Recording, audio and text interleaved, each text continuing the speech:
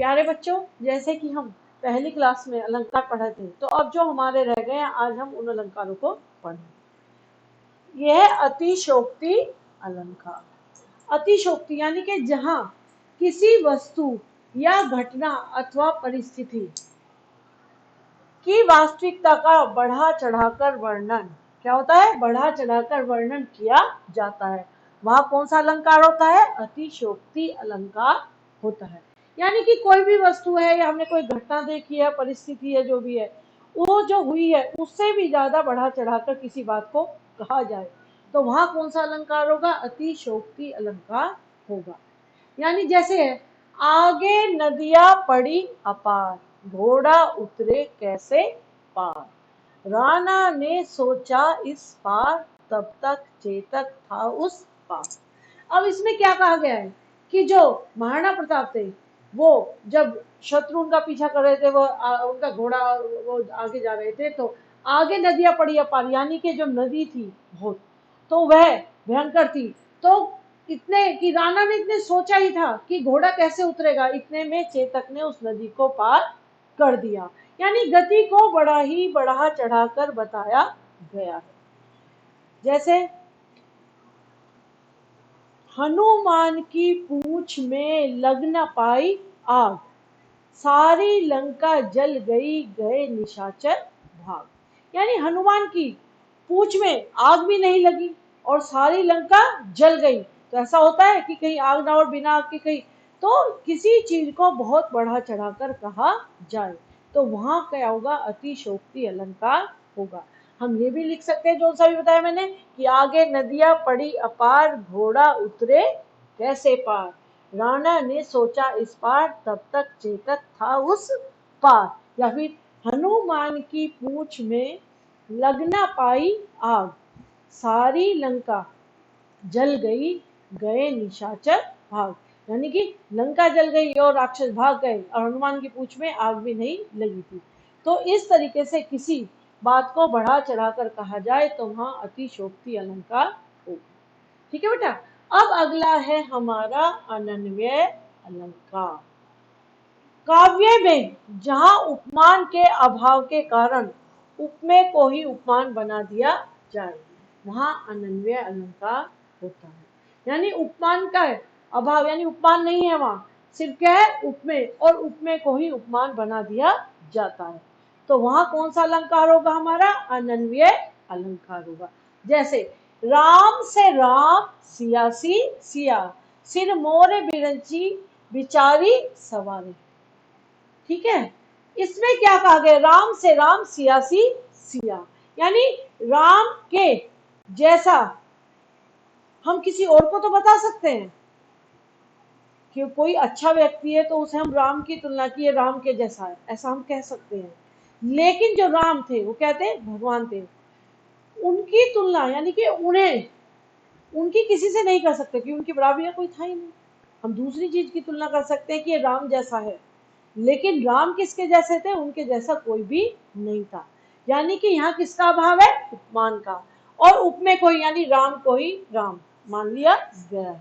तो इसलिए राम से राम सियासी सिया, सिर मोर बिरची बिचारी सवारी, या नागर नंद किशोर से नागर नंद किशोर, यानी इनकी तुलना किसी से नहीं की जा सकती। वहां कौन सा अलंकार होगा, अनन्वय अलंकार होगा। अब आता है तीसरा प्रतीप अलंकार। कौन सा आता है, प्रतीप अलंकार। प्रतीप अलंकार में कहा, जहां उपमेय को उपमान और उपमान को उपमेय बना दिया गया हो वहां प्रतीप अलंकार होता है।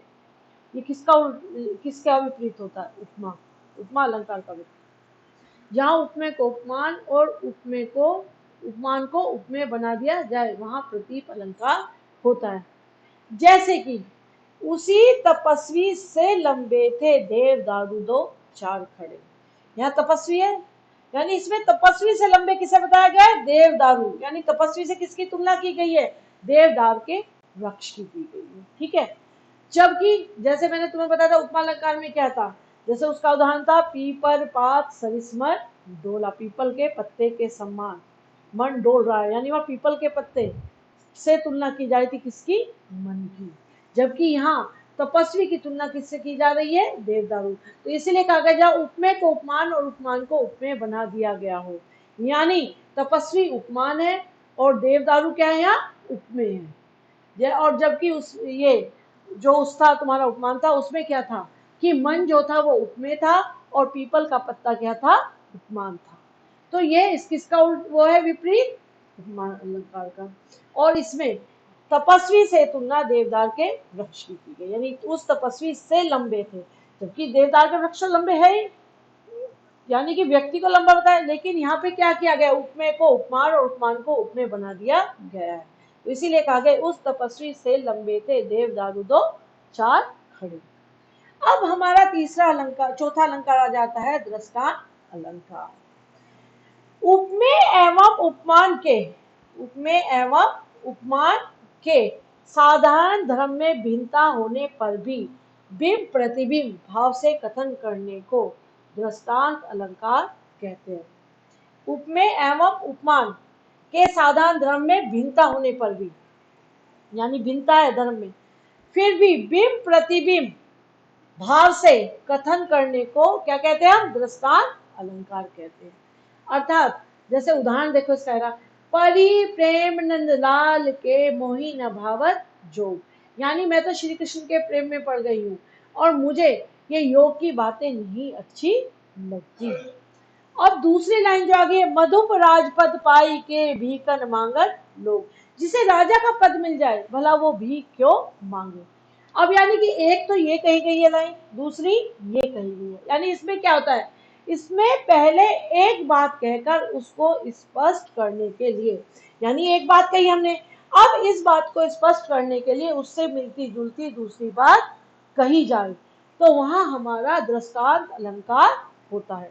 जैसे कहा गया परि प्रेम नंदलाल के मोही न भावत जोग, यानी मैं तो श्री कृष्ण के प्रेम में पड़ गई हूँ, यानी जब मुझे श्री कृष्ण मिल गए हैं तो भला मैं योग के क्यों अच्छा लगेगा मुझे योग जो तुम कह रहे हो, यानी कि जैसे उद्धव आए थे कि जो है गोपियों को समझाने कि तुम श्री कृष्ण को बुलाकर ब्रह्मा की उपासना करो, लेकिन उन्होंने कहा था कि जब हम श्री कृष्ण के हमारे मन में बस गए हैं उनकी करें तो भला हम योग साधना को क्यों करें।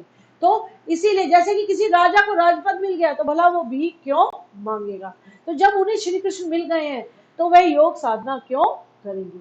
यानी इस लाइन को स्पष्ट करने के लिए दूसरी मिलती जुलती लाइन कही गई है, तो वहां हमारा होगा दृष्टांत अलंकार। ठीक है बेटा, ये हमारे अलंकार आज हो गए हैं पूरे जो हमारे कोर्स में आएंगे। ठीक है, धन्यवाद।